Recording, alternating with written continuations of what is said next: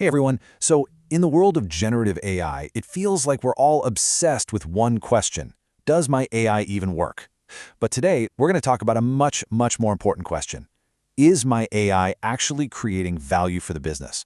We're moving beyond the technical checklist to the business scorecard. Let's dig into how to actually build one.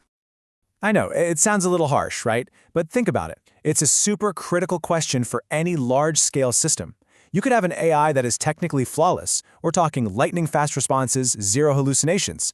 But if it doesn't move the needle on your business goals, things like revenue or customer happiness, then its actual value is, well, it's zero. That's the huge challenge we're tackling today. And this right here, this slide just nails the fundamental problem.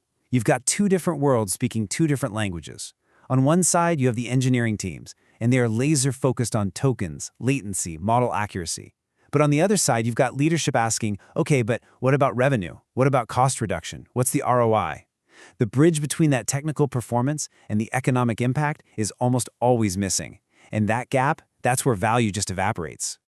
So, how do we actually build that bridge? Well, it means we need a totally new lens, a whole new framework for watching our AI perform, not just on a technical level, but across its entire journey, all the way from an electrical pulse on a server to a dollar hitting the bank account. Okay, so here's what that framework actually looks like. Think of it like a pyramid. At the very bottom, you have your absolute fundamentals. Is the infrastructure up and running? Is the model behaving? But as we climb up, the questions get way more important.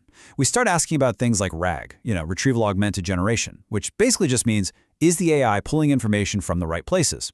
Now, every single one of these layers is essential, but they all exist to serve the one at the very top, the business layer. That's the one that answers the only question that really truly matters. Is it delivering value? All right, theory is great, but how do you actually do this? How do you put it into practice? Turns out there's a pretty straightforward three-step blueprint you can follow to measure what matters and really model the economic impact of your AI. And here they are. It really boils down to three things. First, you've got to connect the dots between what your AI is doing and what your business actually cares about. Second, you have to prove the impact like a scientist would with controlled experiments. And third, you have to constantly keep an eye on the money, the value it's creating versus what it costs to run. Let's dive into each one. So step one is all about becoming a data detective.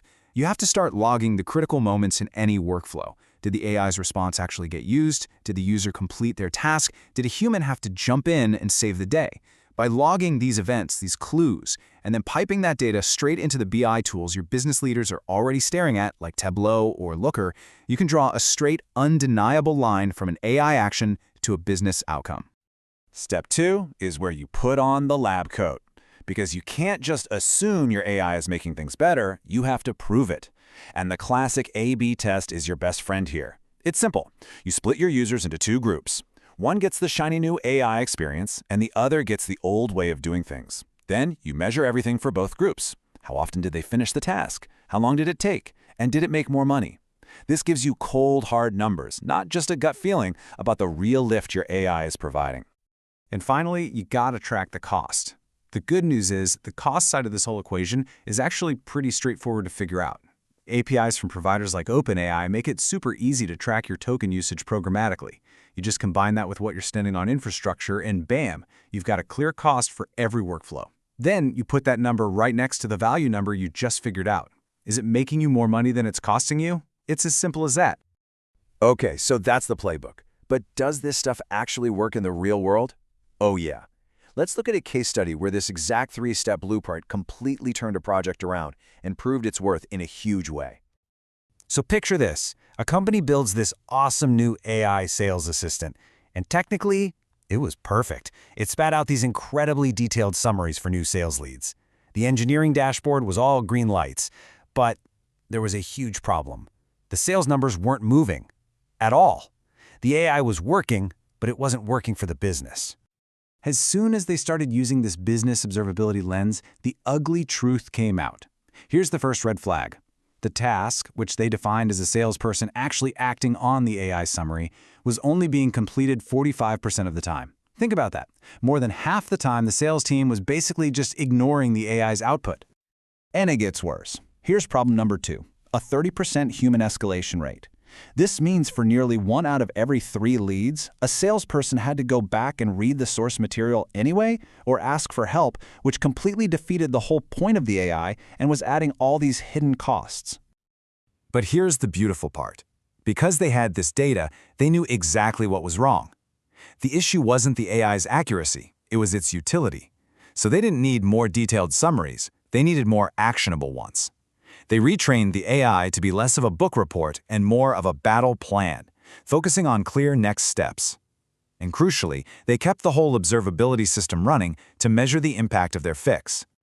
And the results? Well, they speak for themselves. Boom! The task success rate shot up from that dismal 45% all the way to 70%. Now, salespeople were actually using the thing, consistently. And remember that crazy high human escalation rate? They crushed it. It plummeted by 2/3, dropping from 30% down to just 10%. The AI wasn't just more effective, it was way more efficient. But this is the number that gets you a promotion. All those improvements led directly to a 25% increase in revenue for every single workflow the AI touched. This is the ultimate proof. They took a project that was basically just a money pit and turned it into a powerful, revenue-generating machine. So let's wrap this all up. The journey from just having an AI that functions to having an AI that's truly valuable is all about asking the right questions and, more importantly, measuring the right things. At the end of the day, it all comes down to this. All those technical layers of observability we looked at, they're the foundation. They're absolutely critical. You can't live without them. But that business and outcome layer, that's the penthouse suite.